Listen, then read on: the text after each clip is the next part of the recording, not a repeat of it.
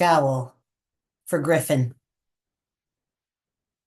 I saw the best minds of my generation rouse themselves from large second-hand mattresses shared with entire polycules, solemnly don their gender-affirming briefs, their leather harnesses, with straps too thin to conceal dead nipples, and tweet.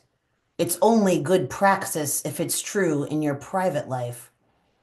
Who sat in open floor plan offices with standing desks in their childhood bedrooms on public transit, drunk and high in the backs of carpooled ride shares, and solemnly screen capped that tweet or reblogged it when it was shared on Tumblr.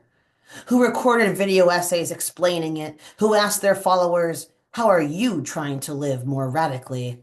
and demanded accommodations be made for their personas at work.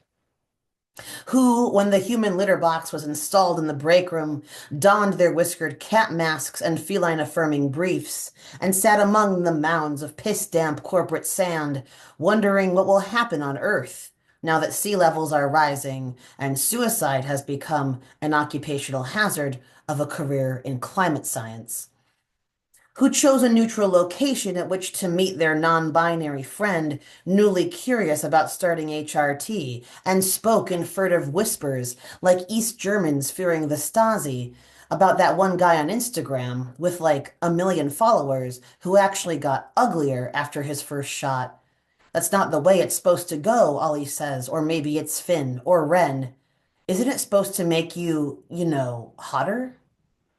Who risked their reputation, risked cancellation to soothe their genderless friends' fears born of ignorance. It's not about how you look, dude. It's about how you feel. But, like, there's also surgeries you can get for that kind of situation. Who introduced Finn Ren to flank lipo and hair grafts and types of rhinoplasty that are actually cheaper if you get them on the same day as your top surgery. Who got tenure track appointments for reading Hegel right, for correctly identifying like a child pointing at shapes in an atlas which communist states are failed and which successful, who understood well the exchange value of women's labor, all that necessary time gone into sewing a pair of linen pants, time that is, to quote Marx, congealed in them, who knew what would congeal on or even under them at the very thought of such a hot commodity as a dewy student laborer whose exploitable talents for fact obfuscation and quote rephrasing will be what ultimately ensure the monograph's publication. Who listened to that one podcast in which four Adderall-addicted anarcho-syndicalists badger their comrades into arming themselves for the violent uprising, where every makeup counter and ATM, every genius bar and Baja Blast will be reclaimed for oppressed peoples everywhere.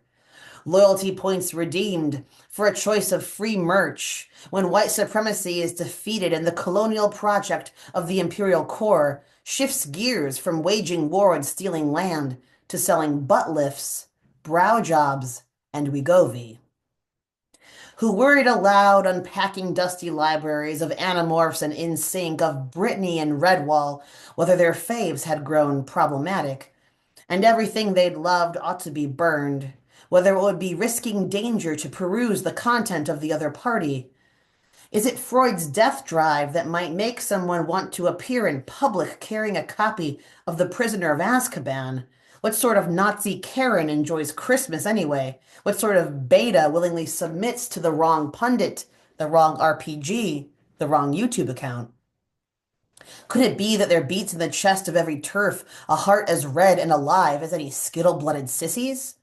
Or ought we to abandon our rich inner lives in favor of a mass cancellation capable of devouring whole Subarus? I love them, every one of them, regardless of the cringe, because I too was a strung-out seraph with pink hair and a septum, boiling with self-contempt, opening my phone's photo app to regard the camera with a scowl. Or two.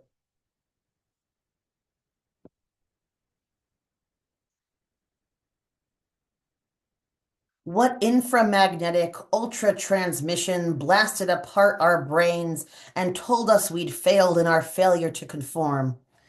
Goodness, authenticity, the Hydra heads of salvation for a sick and raving homo underclass born under the signs of Billy Graham and Oral Roberts.